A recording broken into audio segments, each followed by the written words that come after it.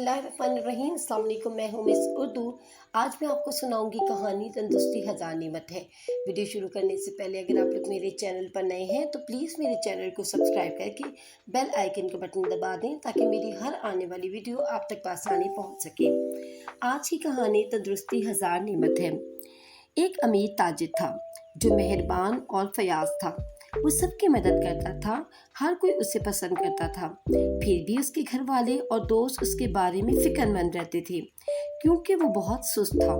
वो घर से काम करता था और दिन हफ्ते बिस्तर पर बगैर कहीं बाहर निकले या खुद को सेहतमंद रखने के लिए कोई जिस्मानी काम किए बगैर गुजारता था।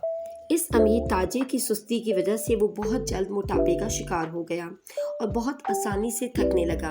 एक वक्त ऐसा आया कि वो हिलने जुलने के काबिल भी ना रहा। इसके घर वाले और दोस्त अहबाब ने इसकी फिक्रमंद में उन्होंने डॉक्टर से राब्ते किए, लेकिन कोई काम ना आया। कोई शख्स ऐसा ना था कि उसे इसके पाँव पर खड़ा कर सकता। एक दिन किसी शख्स ने उन्हें दूर दराज गाँव में एक बुजुर्ग का पता बताया कि वो उनके पास जाएं और उस मसले का हल पूछें। इस ताजिर के खानदान के लोग उस बुजुर्ग के पास गए और आपसे मदद की दरख्वास्त की।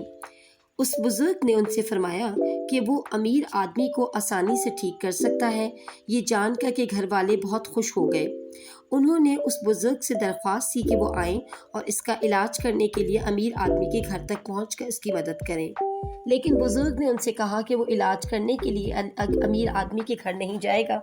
लेकिन हुजूर, अगले दिन इलाज के लिए इसके पास आने को कहा, लेकिन वो इसका इलाज उसी वक्त करेगा जब वो पैदल उसके पास आएगा। बुजुर्ग की रिहाइश अमीर के घर से बहुत दूर थी, लेकिन इलाज करवाने के लिए अमीर आदमी जो इस काबिल ना था, चंद कदम सही तरीके से चलकर बड़ी मेहनत और अहले खाना की मदद से वो बुजुर्ग के मकान तक पहुंचा।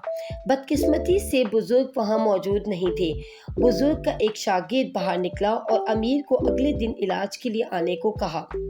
अमीर को यह सुनकर दुख हुआ कि वहां पहुंचने में बड़ी मेहनत लगी थी, लेकिन वो अगले दिन दोबारा आने पर राजी हो गया। अगले दिन फिर अमीर आदमी ने वहां पहुंचने की बहुत कोशिश की, लेकिन दोबारा इलाज के लिए बुजुर्ग से ना मिल सका।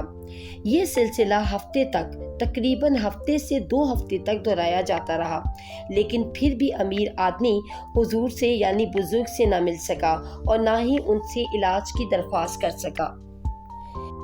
इसी तरह मजीद चंद हफ्ते गुजर गए। अमीर आदमी रोजाना बुजुर्ग के घर इलाज की नीयत से जाता और बुजुर्ग से मुलाकात किए बगैर वापस चला आता।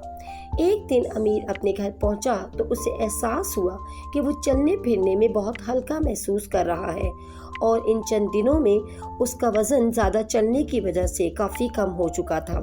अमीर आदमी को एहसास हो गया कि किस तरह बुजुर्ग ने उसका इलाज किया। अब अमीर आदमी को सेहतमंद और तंदुरुस्त रहने की अहमियत समझ आ गई थी। उसने बुजुर्ग का शुक्रिया अदा किया और वादा किया कि आइंदा वो कभी सुस्ती से काम नहीं लेगा।